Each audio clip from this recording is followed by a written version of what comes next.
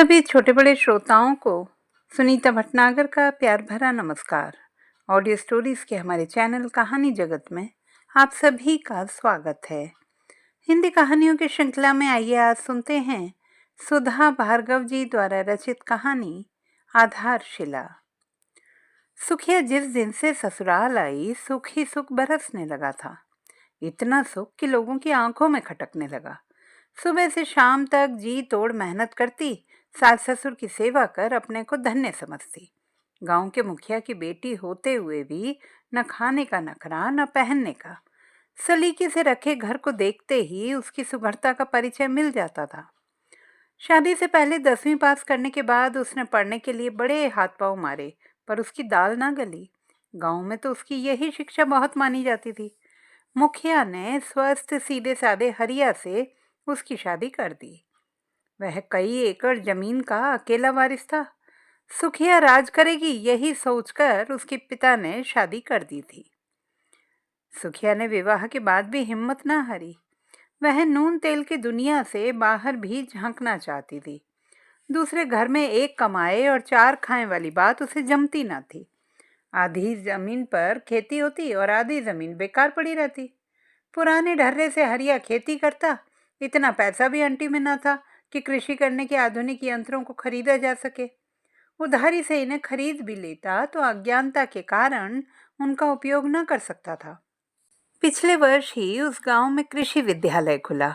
सुखिया के पास सोचने का वक्त न था। उसने उसमें दाखिला लेकर हरिया की मदद करने का निश्चय किया। हरिया अपनी पत्नी की बात सुनकर अति हर्षित हुआ।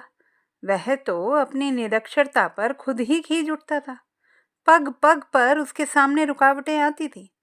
सुखिया के आने पर उसे संतोष हुआ कि चलो घर के दरवाजे सरस्वती के लिए खुले तो सही। उस दिन रात के समय घर के कामकाज से निबट कर पूरा परिवार एक साथ बैठा था। सुखिया सास के पैरों में तेल की मालिश कर रही थी। वृद्धा गठिया की रोगिणी जो ठहरी। तभी हरिया ने बात उठाई। माँ, सुखिया कृषि विद्यालय में जाकर पढ़ना चाह रही है ताकि हम नए तरीके से फसल उगाएं। बाप दादा के जमाने से मैं खेती करता चला आ रहा हूँ। अब यह क्या नई सूझी? भूखे मरने की नौबत तो ना आई और ना आएगी। बहू लड़कों के साथ पड़ेगी तो गांव भर में थूथू अलग होगी। सुखिया के ससुर उबल पड़े। अगर हम इस चिंता में रहें कि दूसरे क्या कहेंगे तो उनको प्रसन्न करने के चक्कर में हमारे ऊपर परेशानियों के बादल छा जाएंगे। हमारे पास कोई हुनर होगा तभी तो सब पूछेंगे, वरना कोई घास भी न डालेगा। विद्यालय जाकर मैं 4 बातें सीखूंगी तो किसान भाइयों को भी बताऊंगी। अपने भले के साथ उनका भी भला होगा। सुखिया ने शांत स्वर में कहा। बहू की चातुर्यपूर्ण वाक्पटुता के आगे हरिया के बाप ने मौन होकर स्वीकृति दे दी। सास को बहू की आजादी कुछ जची नहीं। वह बोली, घर का काम धंधा कैसे चलेगा? मैं तो कुछ कर नहीं सकती। मुझसे कुछ आशा भी ना करना। तुम चिंता ना करो, मैं घर के काम में हाथ बटाऊंगा। सुबह की ही तो बात है, 2 बजे तक तो यह घर लौट कर आ जाएगी। बेटा, तू कहाँ कहाँ काम करेगा? घर में भी और बाहर भी। कुछ ही दिनों में मुरझा जाएगा।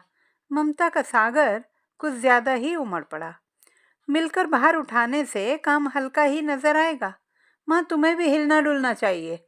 पिछली बार वैद्य जी बता रहे थे कि एक जगह बैठे रहने से जोड़ दर्द करने लगते। ले, तू तो अभी से अपनी बहू की तरफदारी करने लगा। बात बढ़ने के डर से हरिया वहां से तुरंत भाग खड़ा हुआ। अगले दिन से पति पत्नी की तपस्या शुरू हो गई। सुखिया बड़े सवेरे खाना बनाने में जुट जाती।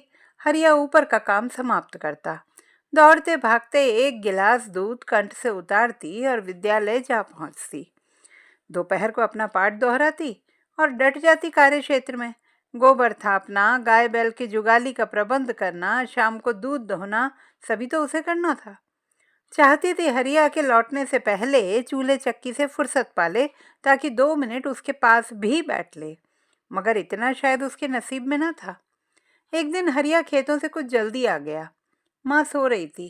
बाबू उसके चौपाल गए थे। मौका देखकर वह सीधा सुखिया के पास चला गया। वे बातों में इतने तल्लीन हो गए कि पता ही न चला कि कब कब में आकाश में तारों की बारात निकल आई। हरिया का इंतजार करते करते वृद्ध वृद्धा थक गए।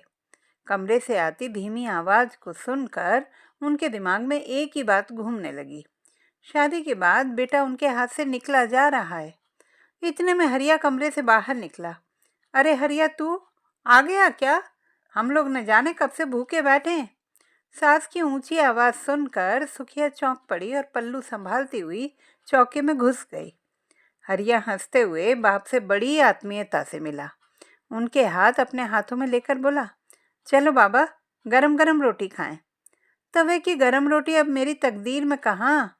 दोपहर के लिए बहू दाल बना गई, उसमें बड़ा तेज नमक था। आलू भी बड़े और कड़े थे। बूढ़ी ही सही, 2 रोटी तो सेक ही लूंगी। अरे अम्मा, ये तो खुशखबरी है। सुखिया, तूने कुछ सुना? अब मैं माँ के हाथों की रोटियां खाऊंगा जिसमें उसका प्यार समाया होगा।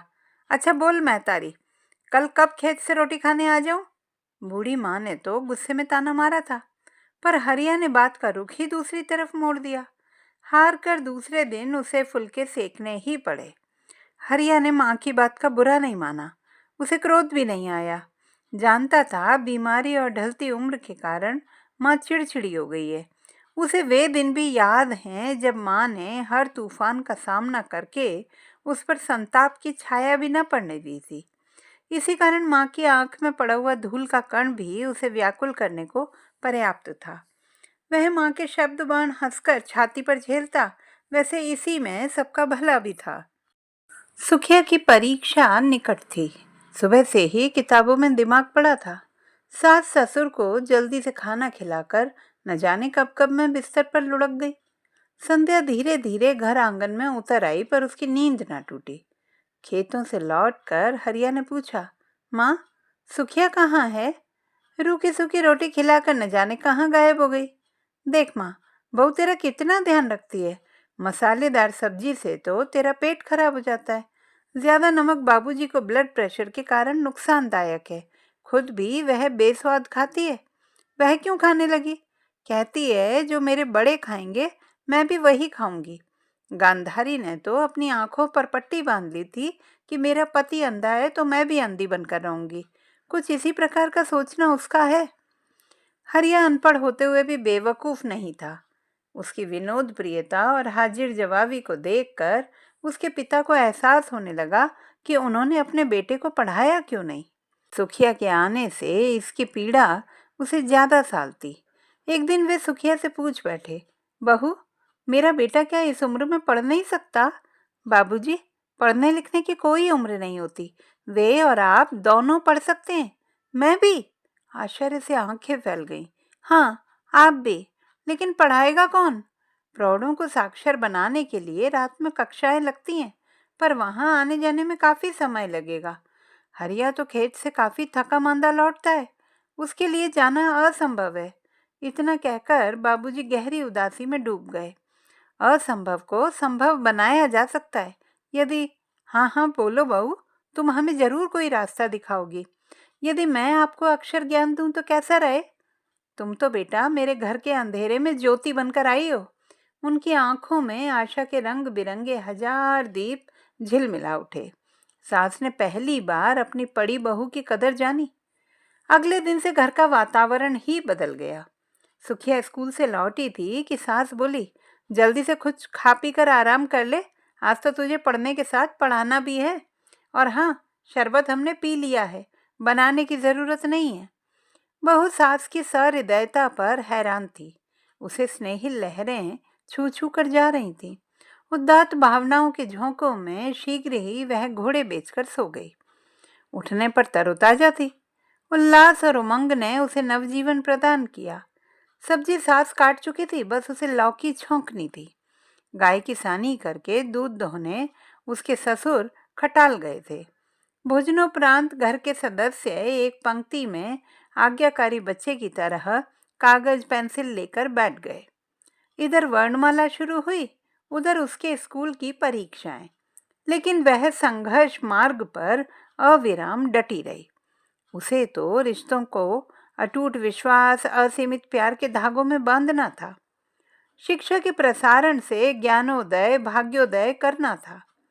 सुखिया के सतत प्रयास से हरिया और उसके माँ बाप अंगूठे छाप से कलम के मालिक हो गए।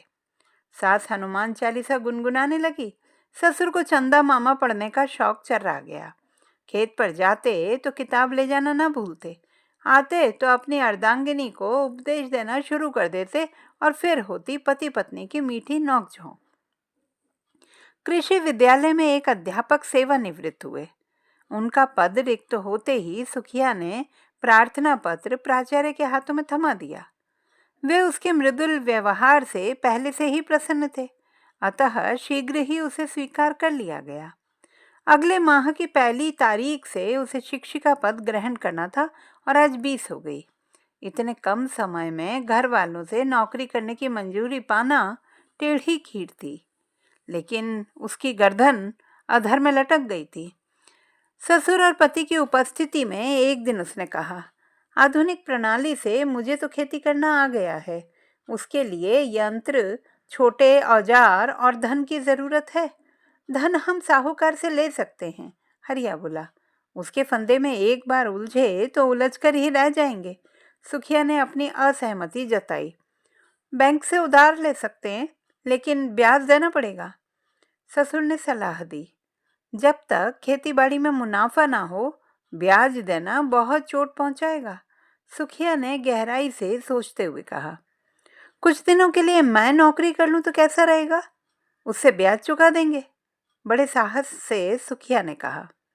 सब सुखिया की बुद्धिमानी के कायल हो गए और इतना समझ गए थे कि समय के साथ उन्हें भी अपनी रफ्तार तेज करनी पड़ेगी। रुकने के लिए वक्त नहीं है। लेकिन हर दृष्टि में प्रश्न था, नौकरी कहाँ मिलेगी? उनका संशय दूर करती हुई सुखिया पुनः बोली, नौकरी मैंने ढूंढ ली है। एक विजयी मुस्कान उसके होंठों पर छा गई। ना बाबा, बहू से इतना काम लेना ठीक नहीं। एक जान 1000 काम। कुछ हो गया तो दुनिया यही कहेगी कि ससुराल में बहू को कोल्लू का बैल बना रखा है। हरिया के बाबू, चिंता ना करो। घर का काम तो हम तुम मिलकर संभाल लेंगे। खेतों का काम हरिया करता ही है।